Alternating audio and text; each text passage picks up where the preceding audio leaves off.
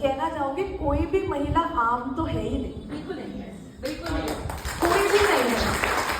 आप स्पेशली हमारे जैसे एटमॉस्फेयर में विमेन, एक गर्ल चाइल्ड का बॉर्न होने से ही स्ट्रगल स्टार्ट हो जाते हैं। तो आई वुड नॉट से कुछ अचीव करना ही, यहाँ पे स्ट्रगल करना, सरवाइव करना ही एक बहुत बड़ी बात है।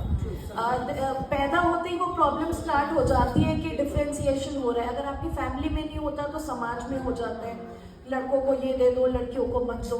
फिर सारी रिसोर्सेज इसी तरह से बढ़ती हैं, इसकी शादी के लिए पैसे रख लो, इसके बिजनेस के लिए पैसे रख लो।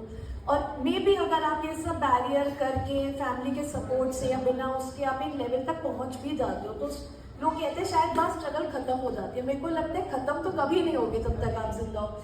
बट ये है कि जैसे आपने बिल्कुल कहा, हमें एक मौका मिल जाता है कि हम तो वो स्ट्रगल तोड़ के यहाँ तक आए हैं, तो ऑब्वियसली हमें लगता है कि अब हम और लोगों को सपोर्ट करें कि उन्हें वो स्ट्रगल उनकी शायद ना करनी पड़े। जैसे specially powerful women like you, मुझे लगता है कि वो अपनी बेटियों के साथ नेचुरली वो कोशिश करते हैं कि जो मैंने इतनी स्ट्रगल करी ना, मेरी लड़कियों को, मेरी बहुओं को उतनी ना करनी पड़े।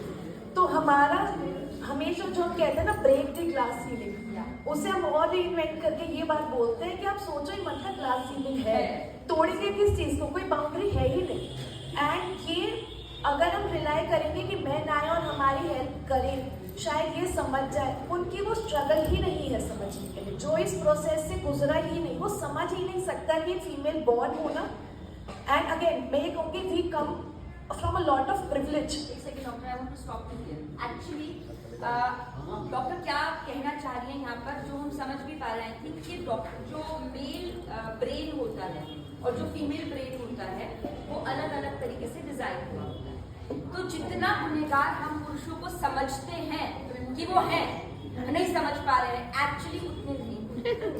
मतलब हमारे स्ट्रगल्स, हमारा मेंटल फॉर्मेशन, जो बात हमारे लिए बहुत बड़ी हो सकती है, शायद डॉक्टर उनके लिए उतनी बड़ी ना हो।